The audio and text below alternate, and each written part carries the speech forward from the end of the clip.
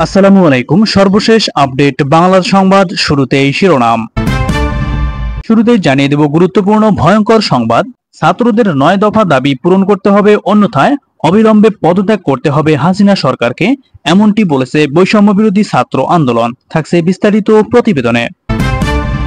এদিকে শিক্ষার্থীদের উপর হামলার প্রতিবাদে চাকরি ছাড়লেন জাবি শিক্ষক জাহাঙ্গীরনগর বিশ্ববিদ্যালয়ের ম্যানেজমেন্ট স্টাডিজ বিভাগের সহযোগী অধ্যাপক জাহিদুল করিম। আরো জানিয়ে দিব, এদিকে খেপলো জাতিসংঘ, এবার ভয়ানক শাস্তি পেতে যাচ্ছে বাংলাদেশ সেনাবাহিনী, কেননা ঢাকার রাস্তায় ইউএন লেখা সেনাবাহিনীর সাজোয়া যান ছিল। এদিকে ছাত্রদের কোটা আন্দোলনকে ঘিরে সরকার গণহত্যা চালিয়েছে, এমনটি অভিযোগ করেছে বাংলাদেশ সাংবাদিক ইউনিয়ন বিএফইউজে। থাকছে বিস্তারিত প্রতিবেদনে। সবশেষে দেখবেন, কোটা আন্দোলনকে ঘিরে ঢামেকেই মারা গেছে আরো 81 জন শিক্ষার্থী। থাকছে বিস্তারিত প্রতিবেদনে। শুনছিলেন শিরোনাম, এবার বিস্তারিত। বৈষম্য বিরোধী ছাত্র আন্দোলনের পক্ষ থেকে 9 দফা দাবি জানানো হয়েছে। বিরাজমান পরিস্থিতি নিয়ে বৈষম্য বিরোধী ছাত্র আন্দোলনের 52তম সমন্বয়কের যৌথ বিবৃতিতে এমন কথা জানানো হয়। বিবৃতিতে বলা হয়, দেশে কোটা সংস্কার আন্দোলনকে কেন্দ্র করে সরকার সাধারণ শিক্ষার্থীদের উপর নির্যাতনে স্ট্রিম রোলার চালিয়ে যাচ্ছে। ইতিমধ্যে 3 শতাধিক ছাত্র জনতাকে হত্যা করা হয়েছে, কয়েকজন সমন্বয়ক এবং সহ সমন্বয়ককে গুম করে ফেলা হয়েছে। অন্যতম সমন্বয়ক আসিফ মাহমুদের বাবা ছেলেকে ফিরে পেতে হাসপাতালের মর্গে পর্যন্ত ঘুরতে হচ্ছে। জানালার পাশে পড়ার সময় কোমলমতি শিশু সামিরকে হেলিকপ্টার থেকে গুলি করে হত্যা করা হয়েছে। এই অবস্থায় আমরা দ্ব্যর্থহীন ভাষায় বলতে চাই, শুধুমাত্র আদালতের রায় এবং প্রজ্ঞাপন দিয়ে কোটা ব্যবস্থার সংস্কার করে সরকার দেশব্যাপী চালানো গণহত্যার দায় এড়াতে পারবে না। আমাদের 9 দফা দাবি এখনই পূরণ করতে হবে, নতুবা পদত্যাগ করে সকলের কাছে ক্ষমা চাইতে হবে। এই 9 দফা দাবি এখন গোটা বাংলাদেশের মানুষের মুক্তির সনদ। বৈষম্য বিরোধী ছাত্র আন্দোলনের সমন্বয়ক আব্দুল হান্নান মাসুদের পাঠানো বিবৃতিতে বলা হয়, 9 দফা দাবি আদায়ে তাদের আন্দোলন অব্যাহত থাকবে। তাদের 9 দফা দাবি হচ্ছে: 1 নম্বর, প্রধানমন্ত্রী শেখ হাসিনাকে ছাত্র হত্যার দায় নিয়ে জাতির কাছে প্রকাশ্যে ক্ষমা চাইতে হবে, নতুবা অবিলম্বে পদত্যাগ করতে হবে। 2 নম্বর, আইন শৃঙ্খলা রক্ষাকারী বাহিনী এবং আওয়ামী সন্ত্রাসী কর্তৃক ছাত্র হত্যার দায় নিয়ে স্বরাষ্ট্রমন্ত্রী আসাদুজ্জামান খান কামাল, সড়ক পরিবহন ও সেতুমন্ত্রী ওবায়দুল কাদের, শিক্ষামন্ত্রী মহিবুল হাসান চৌধুরী নওফেল, আইনমন্ত্রী আনিসুল হককে মন্ত্রী পরিষদ এবং দল থেকে পদত্যাগ করতে হবে। 3 নম্বর, ঢাকা সহ যত জায়গায় শহীদ হয়েছে সেখানকার ডিআইজি, পুলিশ কমিশনার এবং পুলিশ সুপারদের চাকরি থেকে বরখাস্ত করতে হবে।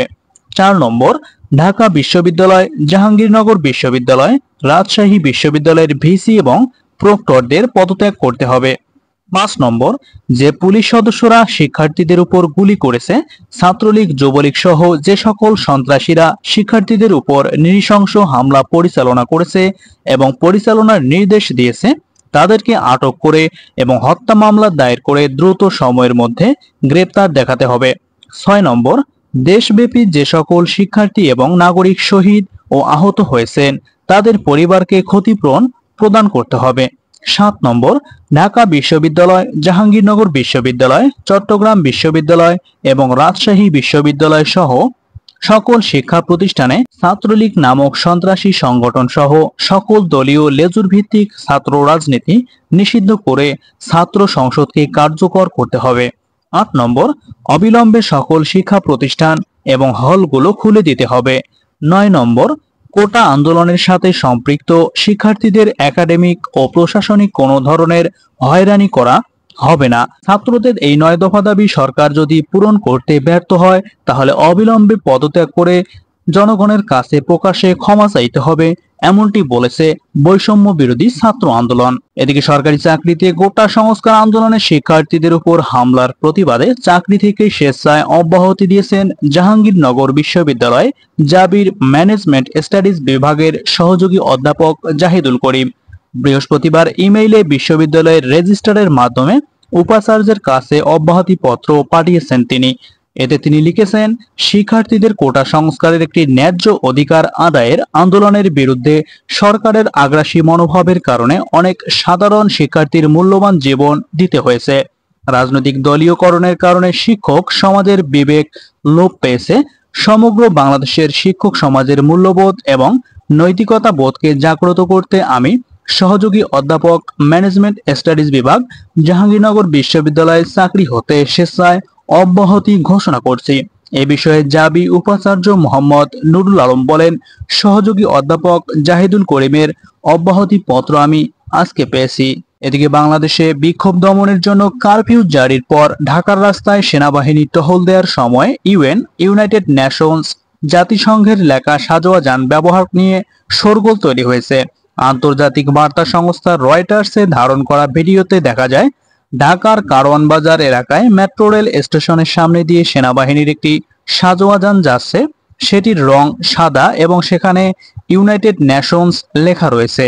পৃথিবীর বিভিন্ন দেশে নিয়োজিত জাতিসংঘ শান্তিরক্ষী বাহিনীর সরঞ্জামে ইউএন লেখা থেকে থাকে এবং যেসব সামরিক সরঞ্জাম সাদা রঙের হয়ে থাকে। বাংলাদেশ সেনাবাহিনী ইউএন লেখা এবং সাদা রঙের সাজোয়া যান ব্যবহার নিয়ে এখন বিতর্ক তৈরি হয়েছে। কেন সেনাবাহিনী এটি ব্যবহার করলো, প্রশ্ন জাতিসংঘের। বিষয়টি জাতিসংঘ মহাসচিব স্টিফেন ডুজারিকের নজরেও আনা হয়েছে। জাতিসংঘ সদর দপ্তরে আয়োজিত এক নিয়মিত সংবাদ সম্মেলনে জাতিসংঘ মহাসচিবের মুখপাত্র স্টিফেন ডুজারিককে এ সংক্রান্ত একটি প্রশ্ন করেন বাংলাদেশের সাংবাদিকরা। জবাবে স্টিফেন ডুজারিক বলেন, জাতিসংঘের নির্ধারিত কাজ ছাড়া অন্য কোনো ক্ষেত্রে জাতিসংঘ লেখা যানবাহন ব্যবহার করা নিষিদ্ধ রয়েছে। এদিকে কোটা সংস্কার আন্দোলনকে ঘিরে সরকার গণহত্যা চালিয়েছে বলে অভিযোগ করেছেন সাংবাদিক নেতারা। তারা বলেন, নির্বিচার গুলি করে মানুষ হত্যার দায় সরকার এড়াতে পারবে না। সরকার ইন্টারনেট বন্ধ করেছে এবং গণমাধ্যমকে সংবাদ প্রকাশ করতে দিচ্ছে না। প্রকৃত ঘটনা উদ্ঘাটনে জাতিসংঘের তত্ত্বাবধানে আন্তর্জাতিক তদন্তের দাবি জানান তারা। বুধবার জাতীয় প্রেস ক্লাবের সামনে আয়োজিত বিক্ষোভ সমাবেশে সাংবাদিক নেতারা একথা বলেন। কোটা সংস্কার আন্দোলনে পেশাগত দায়িত্ব পালনকালে সাংবাদিকদের ওপর হামলা নির্যাতনের প্রতিবাদে এই সমাবেশের আয়োজন করা হয়। বিএফইউজের সভাপতি রুহুল আমিন গাজী বলেন, সরকারি দলের সাধারণ সম্পাদক বলেন, কোটা আন্দোলনকারীদের জন্য ছাত্রলীগই যথেষ্ট। কারফিউ দিয়ে বলেন, দেখামাত্র গুলি। পাকিস্তান আমলেও এমন কথা আমরা কখনোই শুনিনি। এই সরকার গুলি ছাড়া আর কিছুই বোঝে না। এই সরকারকে অবিলম্বে পদত্যাগ করতেই হবে। আন্দোলনে নিহত ব্যক্তিদের সংবাদ ছবি প্রকাশ করতে দেওয়া হয়নি। শিক্ষার্থীদের উদ্দেশ্যে পিস্তল উঁচিয়ে গুলি করা ব্যক্তিদের ছবি সব গণমাধ্যমে এলেও কাউকে এখন পর্যন্ত গ্রেপ্তার করা হয়নি। বাংলাদেশ সম্মিলিত পেশাজীবী পরিষদের সদস্য সচিব এবং বিএফইউজের মহাসচিব কাদের গনি চৌধুরী বলেন, নির্বিচার গুলি করে নাগরিকদের হত্যা করা হয়েছে। বাংলাদেশকে গাজা উপত্যকায় পরিণত করা হয়েছে। গণহত্যা বন্ধ করতে হবে। তা না হলে বাংলাদেশের মানুষ গণভবন এবং প্রধানমন্ত্রীর কার্যালয় ঘেরাও করবে, এমনকি প্রধানমন্ত্রীর পদত্যাগ করতে বাধ্য করাবে। এদিকে সরকারি চাকরিতে কোটা প্রথা সংস্কারের দাবিতে আন্দোলনে সাম্প্রতিক সংঘাতে ঢাকা মেডিকেল কলেজ হাসপাতালেই 81 জন শিক্ষার্থী মারা গেছেন। এরই মধ্যে 60 জনকে মৃত অবস্থায় হাসপাতালে আনা হয়েছিল, বাকিরা চিকিৎসাধীন অবস্থায় মারা গেছেন। হাসপাতালটিতে এখনো 275 জন চিকিৎসাধীন রয়েছেন। হতাহতদের অধিকাংশই গুলিবিদ্ধ। 25 জুলাই সকালে ঢাকা মেডিকেলের পরিচালক ব্রিগেডিয়ার জেনারেল মোহাম্মদ আসাদুজ্জামান এসব তথ্য জানিয়েছেন। তিনি বলেন, গুলিবিদ্ধ যতজনকে ঢামেকে আনা হয়েছে তাদের মধ্যে 60 জনই ছিলেন স্টপ ডেড। তাদের মৃত অবস্থায় হাসপাতালে আনা হয়েছে, আর চিকিৎসাধীনদের মধ্যে 19 জন মারা গেছেন। এছাড়া সকালে চিকিৎসাধীন 2 জনেই মৃত্যু হয়েছে বলে ঢামেক সূত্রে জানা যায়। এখনো আরো 275 জন ঢামেকে চিকিৎসাধীন অবস্থায় রয়েছেন। নিরাপত্তা বাহিনী এবং ছাত্রলীগের সরাসরি গুলিতে উদ্বেগ জানিয়েছে জাতিসংঘ।